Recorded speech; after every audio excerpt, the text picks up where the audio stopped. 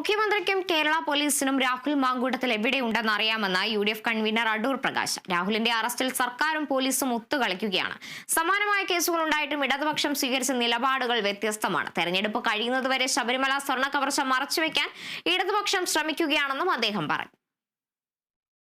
ഈ തെരഞ്ഞെടുപ്പ് കഴിയുന്നതുവരെ ഇനിയിപ്പോ ശബരിമല കൊള്ളയുമായി ബന്ധപ്പെട്ടു വലിയ വാർത്തകളൊന്നും വരാൻ എന്ന് വെച്ചാൽ അല്പസ്വല്പ വാർത്തകൾ എവിടെയെങ്കിലും ഒക്കെ ഒന്ന് വരും എന്ന് വരുത്തി തീർക്കുക മാത്രമാണ് നടക്കാൻ പോകുന്നത്. അപ്പോൾ ആ വാർത്തകൾ ഞാൻ ഇന്നലെയും പറഞ്ഞു, കഴിഞ്ഞ ദിവസം മാധ്യമ സുഹൃത്തുക്കളെ എറണാകുളത്ത് വെച്ച് കണ്ടപ്പോഴും ഞാൻ പറഞ്ഞു, ഇത്തരത്തിൽ മറച്ചു വെച്ചുകൊണ്ട് ജനശ്രദ്ധ തിരിച്ചു വിടുവാൻ വേണ്ടി ഇടതുപക്ഷ ഗവൺമെന്റ് തയ്യാറായിരിക്കുന്നു എന്നുള്ളത് ആണ് ഏറ്റവും പ്രധാനപ്പെട്ടത്. അപ്പൊ അവരുടെ ഒരു തന്ത്രമാണ്.